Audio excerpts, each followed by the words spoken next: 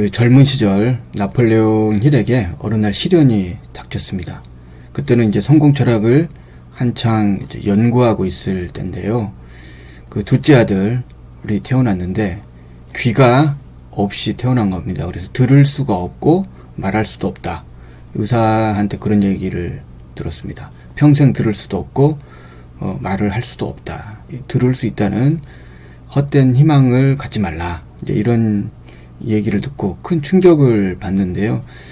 어쨌든 그 나폴레옹 힐은 그런데 아이가 들을 수 없다는 생각이 자기 마음속에는 안 들더래요. 그래서 어떻게든지 내가 듣게 해보겠다. 그래서 이제 여러 가지 자극도 주고 뭐 해봤는데 아이는 뭐 거의 반응이 없습니다. 아주 그 시끄러운 데 가서도 좀 무반응이고, 이렇게 해서 정말 아이가 그 들을 수 없구나. 이제 가족들도 또 아내도 그렇게 이제 믿고 있는 그런 상황이었는데, 어느 날은 그 아들을 위해서, 둘째 아들 블레어를 위해서 그 나폴레옹 힐이 축음기를 사옵니다. 그래서 이 축음기를 막 들려주거든요. 애 엄마가 뭐하러 듣지도 못하는 애한테 그런 걸 사주냐, 이렇게 얘기를 하죠, 당연히. 그런데 이제 그 음악을 이렇게 일부러 좀 크게 틀어봤더니 아이가 뭐 듣는지 모르겠는데 그 앞에서 한참 앉아 있는 거예요. 그 틀어주면 한참 동안 아이가 앉아 있어요. 그래서 뭔가 아이가 들을 수 있는 그런 어떤 청각 기관 같은 건 혹시 있지 않을까, 이제 그런 희망을 계속 가지고 있었는데, 어느 날은 보니까 머리 한쪽을 이렇게 쭉 대면서 그 스피커 쪽에다가 이게 대면서 소리 나는 쪽에다가 이렇게 대고 있더랍니다. 그래서 저쪽에 무슨 그 청각과 관련된 그런 이제 기관이 있지 않을까, 이렇게 이제 생각이 들어서 아이가 그 머리를 이렇게 기울이고 있던 그 방향에다 대고 뭐라고 말을 이제 큰 소리로 해보니까 아이가 작은 반응을 보여요. 그래서 여기 뭔가 있구나. 이제 그렇게 해서 그 부위에다 대고 자꾸 그 소리를 해보고 자극을 줘보니까 아이가 이제 반응을 보입니다. 그래서 아주 못 듣는 건 아니구나. 이걸 어떻게 잘 살리면 조금이라도 들을 수 있겠구나. 이런 이제 생각이 들어서 적극적으로 이제 자극을 주고요. 이건 뭐 둘이만 이제 알게 되는 사실이죠. 그래서 이제 나폴레옹 힐이 아이한테 이제 잠들기 전에는 뭐 책도 읽어주고 재미난 이야기도 해주고 합니다. 물론 이제 그 자극을 받아들이는 그 부위에다 대고 이제 계속 얘기를 하는 거예요, 동화책을. 그 동화책을 읽어줄 때는 그 시중에 있는 동화책을 읽어주는 게 아니고 본인이 창작한 거. 주로 내용은 장애를 가진 주인공이 그걸 극복하는 내용으로 중심으로 해서 아이한테 읽어줍니다. 용기를 심어주고 도전정신을 심어주고 뭐 이러는 거죠. 그리고 아이한테 또 뭐 또 얘기하냐면, 야, 네가 만약에 신문팔이를 한다면 사람들이 많이 사줄 거다. 네가 나이도 어리고 또 이렇게 듣지도 못하는데 그런 걸 한다 그러면 너한테 더 관심을 기울일 거야. 뭐 이런 얘기도 해요. 그런데 그러던 어느 날 아이가 없어져요. 이 블레어가 사라집니다. 그래서 온 집안이 이제 난리가 났죠.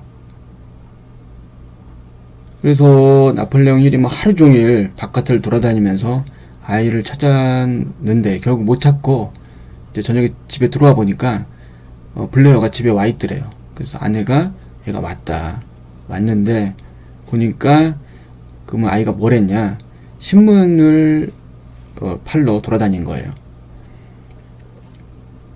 와이프가 막 뭐라고 해요.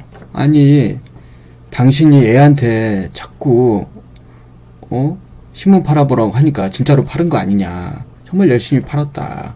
그리고 애가 그날 번 돈을 이렇게 꼭 손에 쥐고 이렇게 잠들어 있더라는 겁니다. 이제 그 광경을 보면서 나폴레옹 힐은 아이가 이 세상에 나가서 비록 장애를 가지고 있지만 그걸 얼마든지 헤쳐나갈 수가 있고 자기 힘으로 밥벌이를 할 수 있는, 경제생활을 영위할 수 있는, 그 독립을 할 수 있겠구나, 이런 이제 자신감, 믿음, 이런 게 더 생겼다고 합니다. 그래서 이제 학교를 이제 들어가야 되는데 일반 학교를 보내요. 그러니까 보통은 이제 장애를 가지고 있기 때문에 그 장애인들이 다니는 특수학교를 가야 되는데 일반 학교를 보내겠다. 그래서 그 학교 측하고 뭐 좀 약간의 트러블이 있었지만 하여튼 그 일반 학교를 들어가게 됩니다. 잘 들리지도 않지만 어려움 속에서도 이제 학교를 꿋꿋하게 다니는데 어느 날 아이가 굉장히 우울해요. 왜 그러냐고 물어봤더니 그 형이, 큰애가 얘기하기를 이 블레어가 머리를 기르고 다니거든요. 귀가 없으니까. 실제 사진을 보면, 블레어 사진을 보면 귀가 없습니다. 그래서 아이들이 왜, 근데 아이들은 모르잖아요, 친구들은. 그러니까 너 왜 남자애가 머리를 기르고 다니냐, 너 여자냐, 뭐 이렇게 하면서 놀린다는 거예요. 그래서 이 블레어가 이제 굉장히 의기소침해 있는데 자세하게 얘기를 들은 이제 아버지가, 나폴레옹 힐이, 정 그렇다면 머리를 자르자, 머리를 자르고 가자, 그냥 다 보여주자, 있는 그대로 너 상황을. 그래서 굉장히 이제 블레어가 힘들고 괴로웠지만 결단을 내리죠. 그래서 머리를 자르고 이제 학교를 가게 되고 더 이상 아이들은 놀리지 않았다. 뭐 그래요. 그렇게 이제 초등학교, 중학교, 고등학교를 가는데 상당히 듣는 데는 어려움, 큰 소리로 얘기하지 않으면 잘 듣지 못하는 그런 그 상황입니다. 근데 대학교 때 보청기 회사에서 이 블레어에게 보청기를 보내줘요. 한번 써보라고. 장애인들한테 시험 삼아 이렇게 보냈나 봐요. 근데 그전에도 블레어는 보청기 같은 거를 사용을 해봤는데 전혀 뭐 도움이 안 돼서 기대를 안 하고 있었다고 합니다. 그래서 그래도 이제 한번 켜봤죠. 이걸 귀 부위에다 대고 이 스위치를 올려보니까 소리가 들리는 거예요. 친구들이 말하는 소리도 들리고 교수님의 강의도 잘 들리는 거예요. 그래서 어머니한테 전화해서 어머니 목소리를 똑바로 들을 수가 있어요. 잘 들려요 이제는 하고 기쁨에 전화를 했다고 합니다. 그래서 이 블레어가 이제 오랫동안 그 아버지와 블레어가 한 20년 정도 이 날을 기다렸잖아요. 들을 수 있기를. 그런데 이제 블레어는 그 보청기를 써보고 그 보청기 회사에 보고서를 제출합니다. 사용해 봤더니 장점은 이거고 뭐 단점은 이거고 이런 점을 개선했으면 좋겠다 라고 이제 보내니까 회사 측에서 매우 만족해 해요. 오, 좋아, 상당히 좋은 보고서인데 그러면 이 사람을 우리가 아예 채용을 하자. 그래서 블레어가 그 회사에 채용이 돼서 취직을 한 거죠. 그러니까 그 어렸을 때 신문을 배달하고 그 어려움 속에서도 꿋꿋하게 일반 학교를 다니던 여기서 이제 블레어는 개발이 된 거죠.